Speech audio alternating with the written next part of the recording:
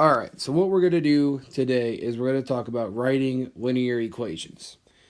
And before we get started, there's a couple things that we need to go over and once again revisit. The big thing here is that when we are writing linear equations, there are two pieces that we absolutely need in order to find the equation. One of them is slope, and the other one is y-intercept. Now, if you remember talking about slope, we define slope as that constant rate of change, or the croc, right? And we also define the y-intercept as where the line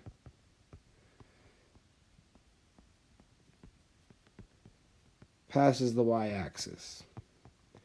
This is going to be important for us to know and remember as we try to solve linear equations from tables, graphs, and 2 points. Today what we're going to start at is finding equations from tables. As I go over some of these things on this video and on this worksheet here, I would like you to please follow along and fill in your graphic organizer as I go through each of these steps. Like I said, today we're only talking about how to solve linear equations and write linear equations from tables. So in the following, you should be able to follow along, write down your paper, and watch this video. Now, most of you should be able to look at this equation and be able to at least point out some things that you already know. And what we're going to do here is we're going to highlight and define some of the parts of this equation. Now, our basic equation for writing linear equations and writing linear models is y equals mx plus b. All four of these variables have an identification, and we can identify each of these using specific terms that we should all know and remember. We should know what m is, and that is our slope. We should all know that the slope is also the constant rate of change, which I just went over. We should also know that b is our y-intercept. R, it's also known as the starting value. Now, two parts that you might not know are y and x.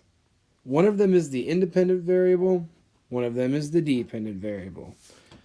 We're going to know and we're going to be able to understand that x is the independent variable.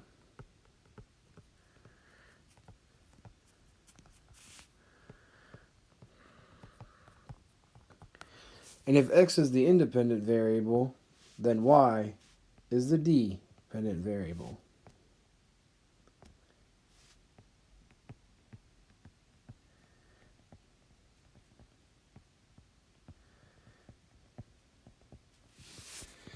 You should be making sure that you are following along and writing this down. As we work through the next couple problems, you should be able to follow along and write on your paper, as well as be able to refer to this video at any time while answering some of these questions. Now on your paper, you should have something like this in front of you. A table that has x values and y values. It also says slope, y-intercept, and it tells you to write an equation. And once again, we are finding an equation from a table. There's some things that we need to know how to do and know how to start in order to find our slope and our y-intercept, which are both the essential parts of writing linear equations. The first thing I want to do is I want to be able to find my change in y over my change in x. And all that simply means is how does the x values change versus how does the y values change. If you remember what we did for investigation 1, we wrote these little carets here and decided that this meant we were going to show our change in how our values increased or decreased. And we can do that here once again. If we look at our x values, we're going from 0 to 2, which means that we're adding 2. And we're going 2 to 4, once again, adding 2. If we look at our y values, we're going from 3 to 4, which is just plus 1, and 4 to 5, which is also plus 1. This will help us find our slope because, like I just pointed out, the change in y over the change in x is our slope. But we need to be mindful here that the y value is first.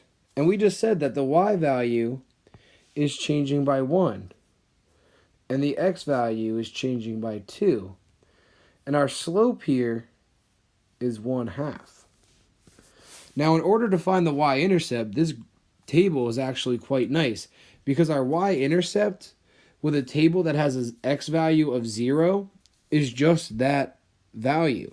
So what I mean by that is I'm going to circle this, and I would like you to circle that too. At point 0.03, we have an x value of 0 and we have a y value of 3, meaning that our y-intercept is just 3. Or we know that the line that this equation would make, or this graph would make, intercepts the y-axis at point 0.03. So now that I have my slope and I have my y-intercept, I can quickly make an equation. We know that our equations follow the form of y equals mx plus b, like we just went over. So if I would do that here, and I would apply that, I would know that I would have the equation y equals 1/2 x plus 3, where that is my equation. When solving this equation, we do the exact same thing. We find our change in y and our change in x by doing those little carets on the table. We see how the y values change, how the x values change to help us find our slope. But what we notice here, if we look at our table, is that there's no 0 value in x. So we're going to have to do this a little bit differently in order to find the y-intercept and create our equation. The first thing we have to worry about, however, is just simply finding our slope. And once again, change in y over the change in x, where I can find how my y values are changing and how my x values are changing. To get from -1 to 3, I'm simply adding 4. And to get from 3 to 7, I'm also adding 4. To get from 1 to 3, I have to add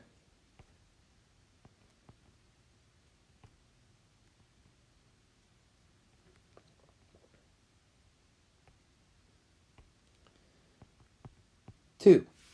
And to get from 3 to 5, I have to also add 2. Once again, let's be reminded that the y values are always first. And we just said right here that our y values are changing by 4 when our x values are changing by 2. And if you notice, we can simplify 4 over 2. And if we think about it, this is simply just a fraction, which shows division. And 4 divided by 2 is 2. So we have a slope of 2 here. Now, in order to find the y-intercept, we're going to have to work backwards. And we're going to have to work backwards to find 0. And we would have to find a y value that meets this. If you think, I'm going back only -1.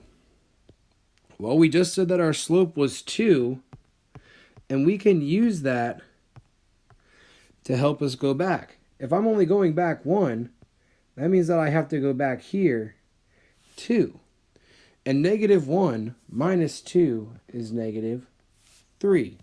So I know from my graph now that my y-intercept is at 0, -3, and that equals -3. Once again, when I have my slope and y-intercept, I can now create an equation that follows our y equals mx plus b form.